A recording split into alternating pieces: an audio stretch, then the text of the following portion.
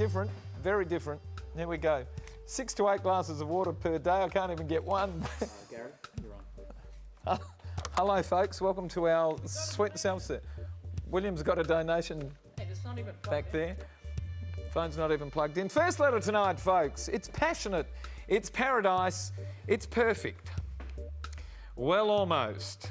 And it's the almost that really has me in a mental spin. Of course. Second letter tonight. Where's the commitment to each other if they are bonking the next good thing that comes along? And the last letter tonight. My beautiful and exceptionally clever daughter is caught up in the perception of glamour that these evil quests promote. Evil quests. Yes, I've been on a few of those myself. All this, a terrific lineup of guests coming up. Mega's on the show for the first time. You'll meet her in a moment. We'll see you in about 20 seconds. Don't go away. Righto, boys. More money. Big or small, would a miracle be nice? Our motley crew is back, churning out advice. You might even laugh a bit in the following half hour. Park your backside on the couch, cause baby, it's time for Sweet and Sour. Right here on Sweet and Sour. Pour some sugar on there, baby. It's time for Sweet and Sour. How's about some chili? It's time for Sweet and Sour. Good evening, everybody. Welcome to Sweet and Sour. Lovely to have your company. Gary Mitchell with you for the next half hour. Who's on the panel? You want to know straight away from the Channel 9 news desk. First up, Skeetsy. Hello, mate. Hello, Mitch. Good to be with you. And interesting set, by the way. It reminds Very me interesting. of an Indian call centre, but there's no one answering the phones at the moment. We're going to do a telethon and raise some money for a Sweet and Sour. How do you know what an Indian call centre looks like? Well, Bit of work experience. Yeah, they ring up occasionally. How was the States? Unbelievable. Manhattan to Mount Lawley, big difference, but a great experience. I loved it and hope to get back very shortly. New York? Just superb. Did the whole touristy bit, and but if you haven't been to the States, do it. It's great. Love it. Terrific. I love New York. Mega, welcome for the first time. Thank you for having me. Pleasure to have you. Okay, now you said to me just before we came on, the most important thing you can do, or the most valuable thing you can do is? On a computer, Control Z for undo, because there's always something to undo. See, she's like that. What are you doing in Perth? I'm just visiting you, really. Oh, what a sweetheart. No, you're not. You allowed to tell me? Yeah, no, I'm actually working with a couple of clients.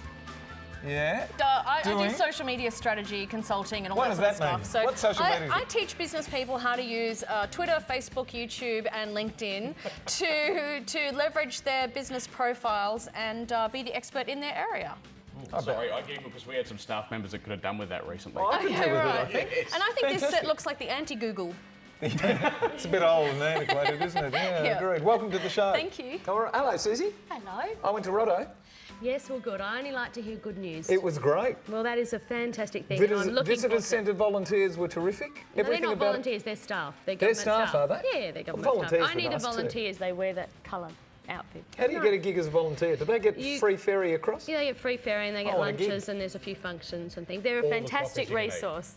I saw those 2 old olive trees that are that more... you're obsessed with. I am obsessed with, that are more than 150 It's the Greek coming out of you. years old. Yeah, it is. How do you know that, for sure? Well, because they said the lady that you put me onto told me that they took photos when the general settlement was being built in 1861, and they were already old trees then. The two Oh, were there. really? Yeah, it's terrific. But we'll talk about that An later. interesting piece of information. Daz, welcome to the show. 1861, I don't What are think we that. doing? I was learning a bit about that. If we're going to keep going down the gardening path, then I've got some questions about landscaping I'd love sorted out. This is the lady. This is the lady. Well, what were you Do you saying? have to get Need to a Did you say landscaping? No, I'm an architect. Not I'm an architect. manscaping. Manscaping. Welcome to the show, Daz. You ready to do some work, folks? Sure. Here we go. Hello, Mitch and guests. After 2 failed marriages, I'm finally with the woman of my dreams. And we've been together now for 3 years. We became reacquainted after not seeing each other for 22 years. No question we're in love, and it grows. It's like I'm a teenager again with all the bells, whistles and fireworks. It's the same for her. It's passionate, it's paradise, it's perfect. Well, almost. And it's the almost that really has me in a mental spin. You see, like me, she's been married before and she has a beautiful 13-year-old daughter. I've never had kids and it really plays on me, as all I've ever wanted to do is have a couple of kids, or at least one. I'm the whole extended family's favourite uncle. All the kids stay with me whenever their parents go away for whatever reason. I'm just a natural dad that just doesn't have any kids. I'm happy to play surrogate dad to my partner's daughter, but I'm not her father and she doesn't need another dad because my partner's ex is a great dad. The truth is, my beautiful lover would dearly love to give me a child, but for a whole series of medical reasons, she can't have children now. So I'm torn, and in the back of my head, I know that those same medical issues will unfortunately mean I will in all probability outlive her. At that point, I'll find myself without kids, too old to father any, and without the love of my life. I just don't know what to do. Should we tear ourselves apart now so I can go off and have kids? I'm too old to adopt. I will always love her no matter what happens, but the kids issue is unsettling me enormously, and that's unfair on everybody. Ken of Salisbury, South Australia, and he's probably aged 30 years after writing that letter. Daz. I love it when they kind of degenerate into song lyrics at the end. The lyric, you always know that a letter. I love it no matter what happens. Look, listen, there's so many. I don't know. Shall we tear ourselves apart? Pretty dramatic, I got to admit. Few things. I'm not sure what the question is. Oh, you're saying basically, should you work out and have kids and stuff? Should he ditch it? Well, work it out. Either work out if you want to have... Seriously, just sort it out. No. What I think, if you know that you're not going to have kids in this situation, you have to work out whether or not it's a deal breaker. And if it's not a deal breaker, then go for it. If you really need kids, then I think, biologically speaking, you're going to have to sort something out with someone else. Yeah, that's not bad if it's a deal breaker. Or a turkey baster. Yeah, but hold on a second. If he's too old to adopt, he's more than too old to actually provide the sperm. He's left it too long. No, he's too might old. be a little bit rusty, but- 40, 49. If you're too old to adopt, really, it's time. You know. What's you the should already have adoption kid. cut-off age? Do we It know? can be up to, for men, up to 45. Rod Stewart was, what, 70?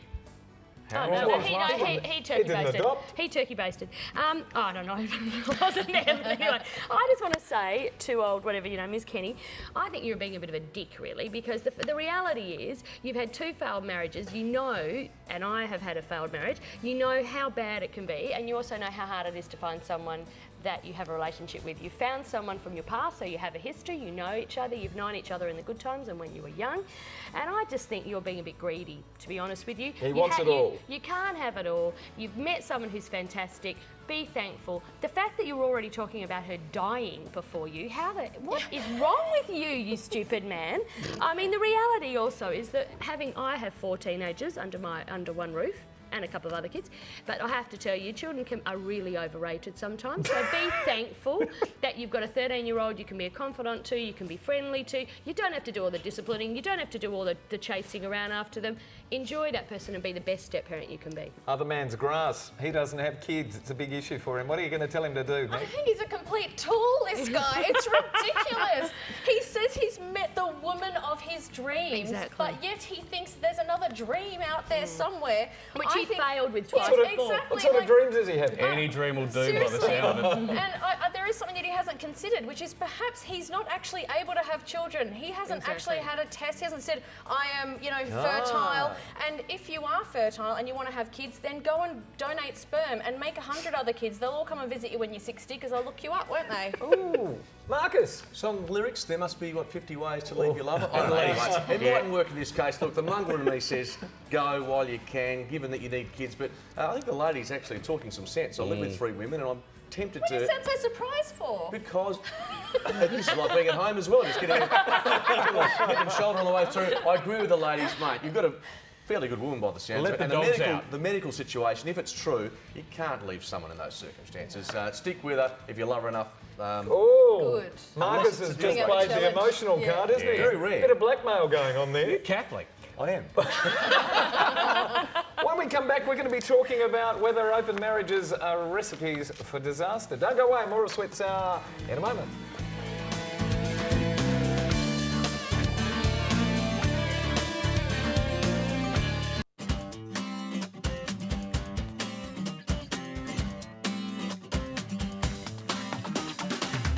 Oh, on the beach. You look out and you see We're all planning our next trip to Rottnest. Courtesy of Susie, right? If you'd like to send us a letter, send it to the address that's appearing on your screen right now, if we're lucky, and it's There it is, letters at sweetandsour.net.au, and for every letter that lands here, and we do decide to discuss it, we're going to send you to the movies, courtesy of the very gorgeous and very due Natalie Cameron. So, Right. this, what is it? In Time, there it is. That's the movie we're sending you to, starring, who did we say? Who's Justin Timberlake? There you go. Do you know what it is? It's like Logan's Run for the new millennium, where my time's running out, except they don't go to carousel.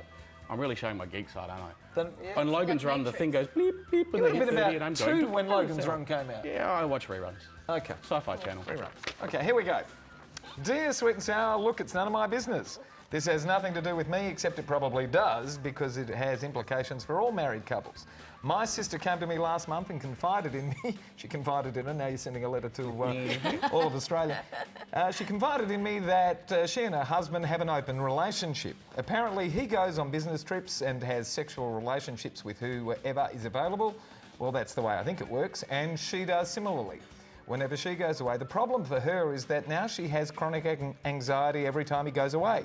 When I suggested that it's not a marriage, it's just a convenience when any couple has an open relationship, she responded without becoming defensive, and that's mature of her, but suggested that I was culturally biased by the traditional concept of marriage, and that open marriage is a reality today and probably the only way the institution will survive in this modern and sexually free Western world. She's just being human by justifying everything she does. But if this openness is so good, how come it results in anxiety? Where's the commitment to each other in bonking the next good or available thing that comes along? Why even bother to marry if your focus isn't going to be on your relationship at home with your partner? Where's the consideration of loving one another and building the bonds of love and family if we're going to be loving everyone? I might seem, as my sister says, very traditional, but traditionally minded, but I have the same urges and attractions as the next woman. If I'm wrong, I want to know that I should also be out there vamping my way through life without any need to develop anxiety like my sister. If I'm right, I'd like the panel to give me some more ammo to lecture my sister. Comes to us from Andrea of Kew in Victoria. Marcus. Yeah, Andrew, I'm not sure this open marriage will catch on in Western society. Certainly not in my house. It wouldn't catch on. I'd have the Lorena Bobbert, is it, who just gave her the be all over Red Raven in the first 5 minutes, I reckon. But look, this sister of yours has made the bed, shall we say, and has decided to lay in it, and she's got herself in a world of trouble. So it'll only end in tears from her point of view, I think. As for how he feels about it, well, like every bloke, he probably thinks, well, this is an open ticket to heaven on the East Coast or West Coast or wherever he's going. So I think it's her fault. I think you make a very good point. And it is her fault. It is her sister's fault for allowing this to transgress. Well, she's agreed to it. Now she's agreed to it, and she's suffering from it because she didn't anticipate. Give me an argument. Someone argue with me. She did. She did. She says it's justifying. I think that's bullshit. Do you know what? You're right. You know what it is? I think every guy would try it if he could. Yeah. And she said yes, so it is her fault. No, it is the girl's job. If you don't think you're ready to take she's been a pushover, and the wife has said, "Yeah, absolutely. I'll cop it, otherwise I'll leave." I reckon if the girl doesn't think she can take it, we're going to Mega. Bang it. Mega. And I mean bang it as in I mean with the. I don't think it's always the guy that starts Bang, this bang. conversation. I've had an open marriage for about 10 years. My husband has no idea. I like that. Joking, darling. No, but seriously, I think at the beginning you must have negotiated the terms of this unconventional relationship. It depends on the compact that you make with one. And the people I know who have these relationships do have these terms where it's like we can check in and we can renegotiate. So I think it's time. It's rare, but I think it's time to go back to your husband and go, I actually no longer feel comfortable with it, and that's it. And what happens if he's comfortable with it and he wants to continue? But clearly, that's the parting of the ways.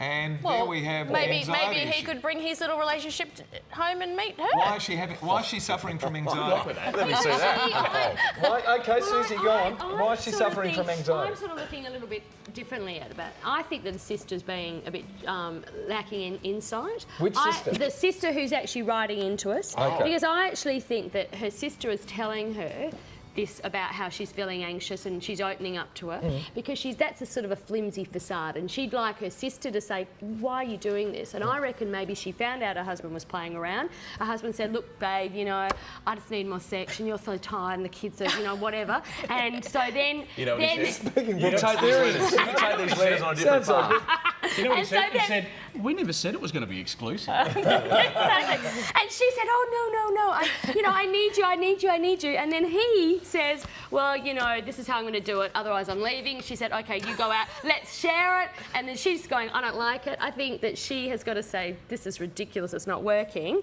She's too embarrassed. She's embarrassed, that's why she's not telling people she's got an open marriage. And I actually think that she didn't really understand it. She didn't agree to it. She only really agreed to it because she wanted to keep her husband. And basically her sister has got to tell her to kick the husband out. So see you later. Can she do that now? Can she actually renegotiate and not say goodbye to a marriage? No, well, she won't. The marriage is over. I mean, the reality, the marriage is over. She's going to get a communicable disease. Why is the marriage over? Why is the marriage necessarily over? Because she will never, ever be able to move forward without thinking of how many people he's had sex with. But she's been with people too. I don't believe she has. I reckon she just saying it. You're just rewriting Do you know the letter writer? Well, actually. Come on, Dad's last word on this tour. Trust, yeah, that's right. Trust is really hard to get back if you don't have it. And either you can make this kind of thing work or you can't. And you should really know before you get into it. Or have a go and then work it out. And then go, I can't do it. Like you say, renegotiate these things. Renegotiate. You know what, I reckon I'd like to, but then go, oh, I don't think I could deal with that. Just quietly, let's just be normal. So the trust has been eroded? I think so. Hard to get it back.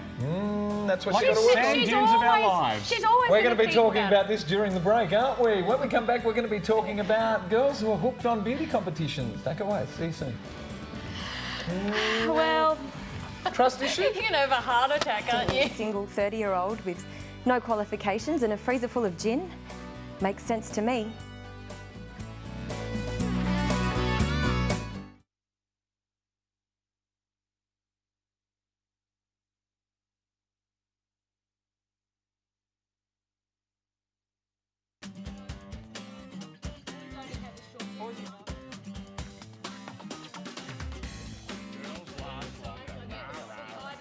Boys are faster swimmers than... And girls It's a scientific program. and they mature quicker and everything. Boys are from the stinky side. Mitch and panellists. My 19-year-old daughter, who is quite striking in her looks, is becoming hooked and obsessed on beauty competitions. The problem began when, on her 18th birthday, she and all her friends went to the pub to celebrate. She was pushed into a beauty competition. Well, she won a trip to the Gold Coast and has entered 3 similar competitions since. Now she's planning entry into her 4th. Her father and I have done our level best to dissuade her from these trivial pursuits, as we find them to be confined in the main to the superficial and vacuous. My mum, who was a beauty and still is a bit of a knockout, entered competitions in her day and thoroughly enjoyed herself until she married and lived happily ever after. Beauty competitions were quite acceptable back then. Since the campaign for female equality began, however, these competitions have been seen for what they truly are, demeaning and debasing of women. Yet my beautiful and exceptionally clever daughter is caught up in the perception of glamour that these evil quests promote. How can I convince my daughter that the girls who enter these competitions in this age are brainless and working against all the progress the feminist movement achieved? She just doesn't belong in that group of pretty and petty morons. Jennifer of Como in WA. Susie, a woman first and a woman last. Mega too, you're on notice. Last word to a woman. Jennifer, what can I say? Why can't you have beauty and brains and have a bit of fun when you're 18? Feminism's about equality and being able to do things that without judgment calls. So I suppose the thing is, pub beauty quests to me remind me of wet t-shirts, bikinis, walking on bars, and as my boys would say... You find that demeaning? No, well, as my boys would say, the opportunity to do a lot of birding. Birding? What's that? That's perving. Oh, right. But they go, oh my God, it's birding, they're birding. Is that right, boys? We're happy to do that on occasion.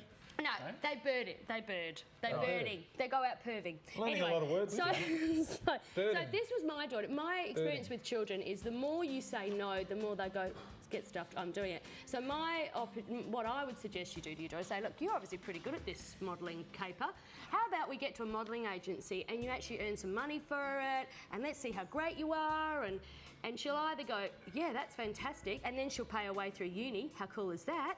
Or she'll say, oh, no, and then you could work on the other format of like, well, I'd really prefer that you didn't do it, but, No one's rights are being violated by these competitions. No, well, they do it willingly and they get some... No.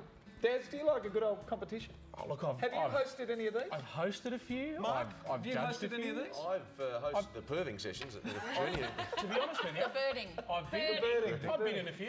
Have you? Evening wear, bikini outfits. Yeah. Maybe you should do I it. didn't win. Mankini, the Absolutely. Mankini. Come on. Yeah, that's right. Borat. No, oh, look, you know what? When I was single, bring it. fun. Yeah, they were. Fun to host, Yeah. anyway. Do you know the confusing thing about this is you're okay with your mum doing it because it was a better time back then, and now it's.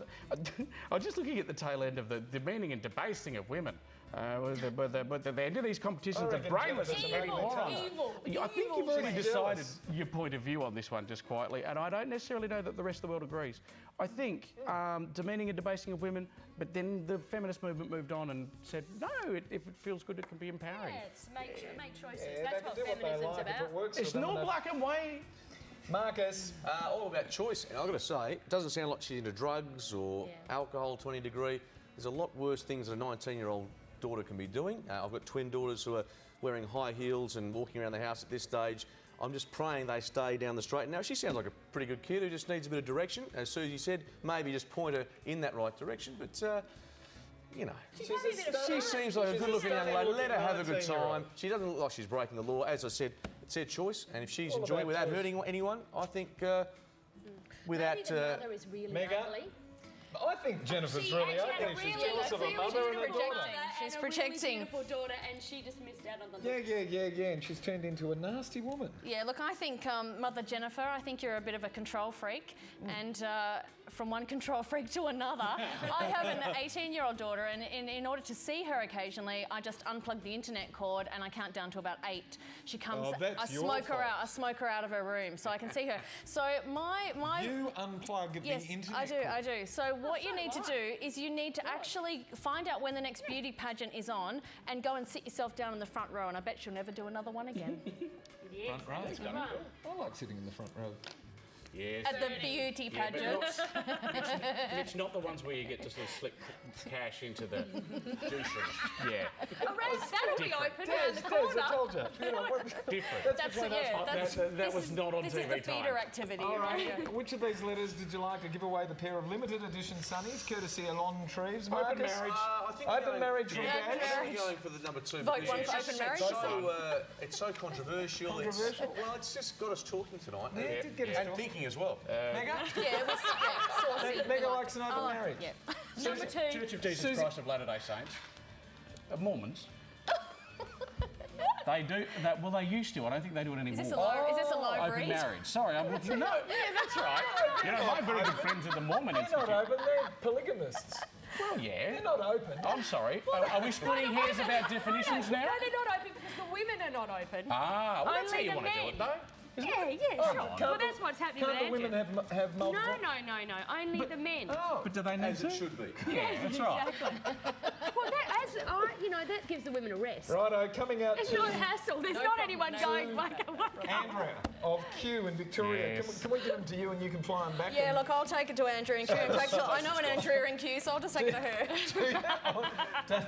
We better not give them to you, then you might get yourself into trouble. Marcus, thank you for being with us tonight. Been a pleasure. I'll go home to my wife and she'll say, "What did you discuss?" I said, "Talked about swinging, stunners and silly old men for an hour and a half." It's been fantastic. As we always do. Good on you, mate. Good to have you. Mega, terrific to have you on the show. Thanks for having me. I don't think I'll go back to Melbourne. I'll be back next week. Okay, you're allowed to do that. We'll have you here for the whole week. Right You here. can stay at my place. Excellent. Excellent. When are you back in Perth? You don't know? You making an offer? He's been reading letter 2. I know. Susie, Yes. someone wants to stay at Rock Nest for about a week. Sure. Can we do that? Yeah, I can organise Do you own that. Rock Nest? Do I own it? Yeah, She's you on the should not. board. You own it. Daz? 99-year lease. I just want to say Daz, no. Daz is coming to Rock Nest as well. See you in the morning. Bring it, sure. Well, we'll hear Can you I in the bring morning. my anyway. bikini? We've got to go. Thank Thank you. all of our wonderful panellists. Thank our terrific crew, and thanks for having us at home tonight, Australia. Good night, everyone. Bye-bye. Bye.